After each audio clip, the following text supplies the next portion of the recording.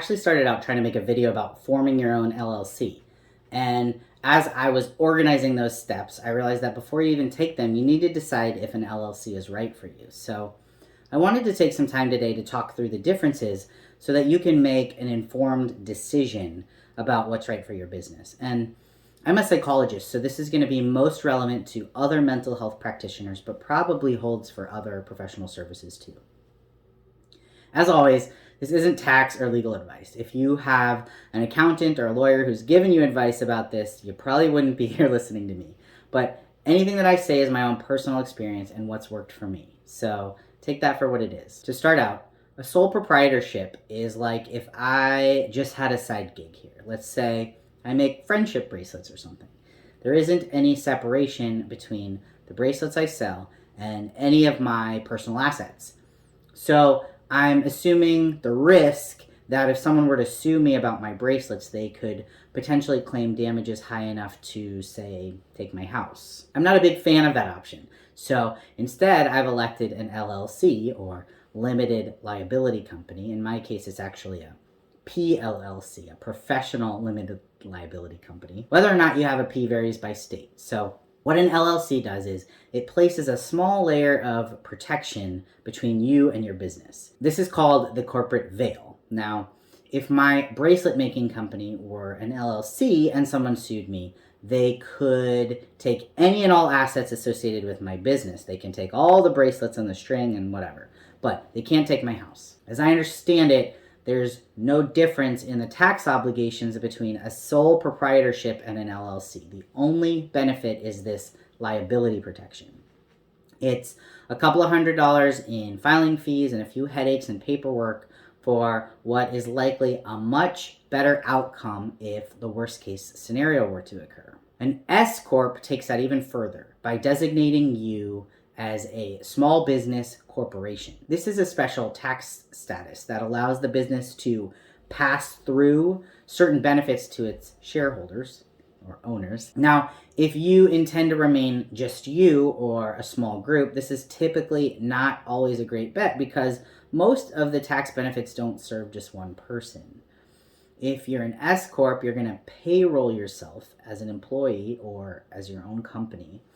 And you have other obligations like having a board meeting with yourself every year. The primary difference is that in an LLC, you're going to pay self-employment taxes on all your profits, while with an S-Corp, you split the tax burden with your company.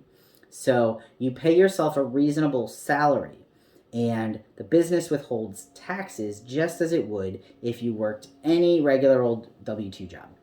You, as the employee, pay half the payroll taxes and your personal income taxes, and then the business pays the other half of payroll taxes, which it can write off as a deduction. Any other company profits can be taken as what's called a distribution, and those aren't subject to payroll taxes. Confused? Let's break it down. Your business grosses $100,000. You had $20,000 in expenses, so you pulled in $80,000. Great job.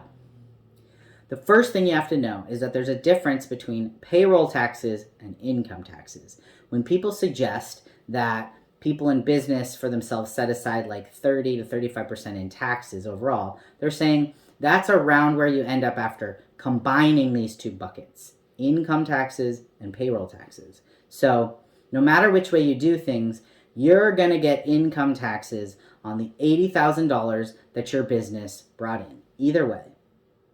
And the amount of income you earned determines your tax bracket, which means that the more that you make, the higher percentage of income tax you pay.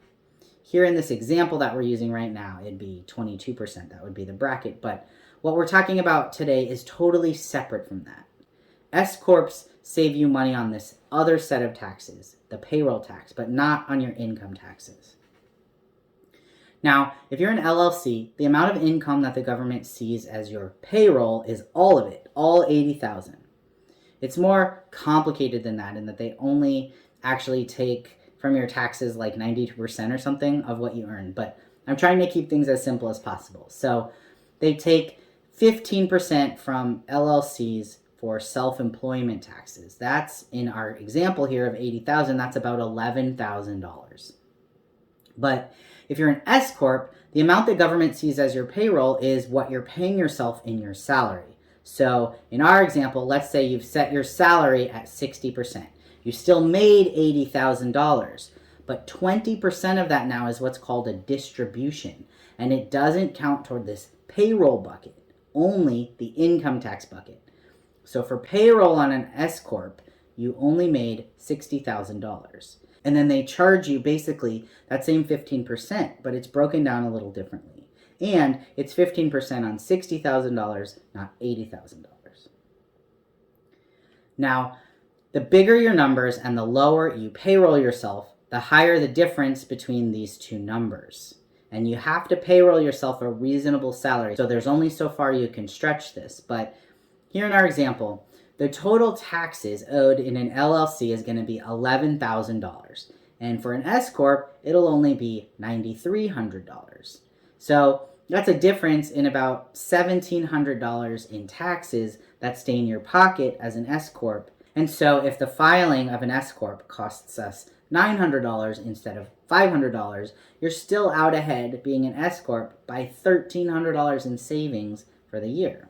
So then, why doesn't everyone just form an S-Corp if you typically save more in taxes? Well, as I just mentioned in the example now, it costs more to pay someone to do your taxes if you're an S-Corp. You need something called a Schedule K, whereas if you have a simple LLC, you can either handle it yourself or pay an accountant a lot less. Also, S-Corps require payrolling yourself, which is kind of intimidating for people and also sort of annoying because many people get used to looking at all the money that comes into their home through their business the same way.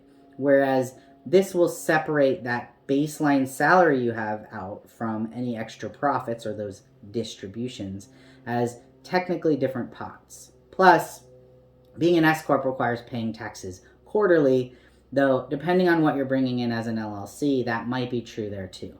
And then lastly, LLCs just have fewer rules and obligations. So if you're trying to keep things small and simple, then that's usually going to be a better choice for you. And so here's the bottom line.